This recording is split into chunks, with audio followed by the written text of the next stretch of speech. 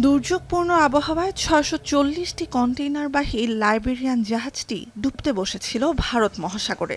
সমন্বিত চেষ্টায় ২৪ নাবিকসহ রোববার জাহাজটিকে রক্ষা করে ভারতীয় নৌবাহিনী ও coast guard. We faced at that point of time the challenges that we faced were that we had adverse conditions. We had wind speeds gusting up to 40 knots. We had debris in the water. We had containers in the water, which made approaching the ship, and particularly at night time, very difficult. Thank you for the Indian Coast Guard to save us, and they take care about us since yesterday, and the monitoring, good communication, and we are survivors in time. আরব সাগরে সৃষ্ট সাইক্লোনের প্রভাবে দুর্যোগপূর্ণ আবহাওয়া বিরাজ করছে ভারতের বিস্তীর্ণ অঞ্চলে। রোববারও রাতভর বৃষ্টিতে তীব্র জলাবদ্ধতা দেখা দেয় রাজধানী নয়াদিল্লিতে।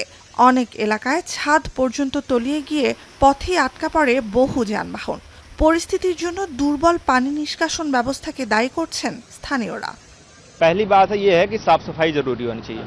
अगर सफाई नहीं होगी तो टनल में ऐसे ही कूड़ा कचरा ऐसे जमा होता रहेगा, ठीक है। फिर इसकी वजह से ही कितना भी सरकार कुछ भी कर ले, ये पानी ऐसे रुकता रहेगा। सबसे बेकार सिस्टम है इसका, ये कोई करता ही नहीं। कोई भी सरकार आ जाए, दिल्ली में कोई भी सरकार करती नहीं, सब कर्मचारी निकम्मे होते हैं, काम ही नहीं करता कोई।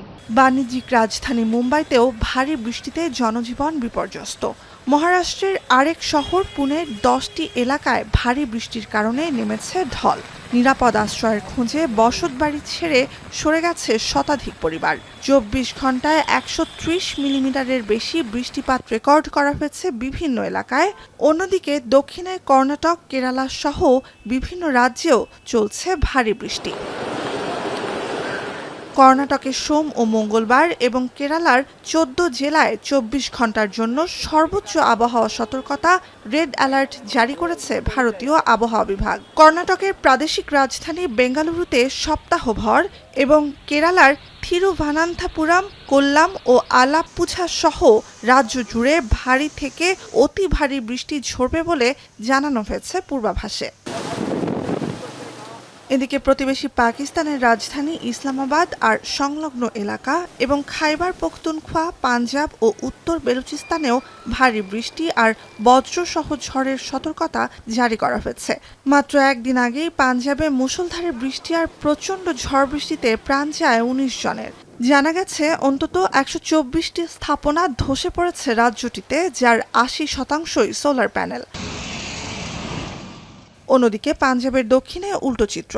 ভাওয়ালপুরে তাপমাত্রার পারদ 48 ডিগ্রি সেলসিয়াসে পৌঁছেছে। দাবদাহের তীব্রতা অর্থাৎ স্বাভাবিকের চেয়ে 5 থেকে 7 ডিগ্রি তাপমাত্রা বেশি থাকবে সপ্তাহভর, জানিয়েছে পাকিস্তানের আবহাওয়া বিভাগ। आलूदगी जो है वो बहुत असरअंदाज है इस गर्मी पर, और गाड़ियों की तादाद में बहुत ज्यादा इजाफा हुआ है, जिस वजह से शहर के अंदर गर्मी की शिद्दत मजीद बढ़ गई है। दरख्तों की कमी है, दरख्त सिर्फ काटे जा रहे हैं, लगाने वाला कोई है नहीं। गर्मी बहुत ज्यादा है, दरख्त कटवा लिए तो फिर हम कहाँ तक जाएंगे।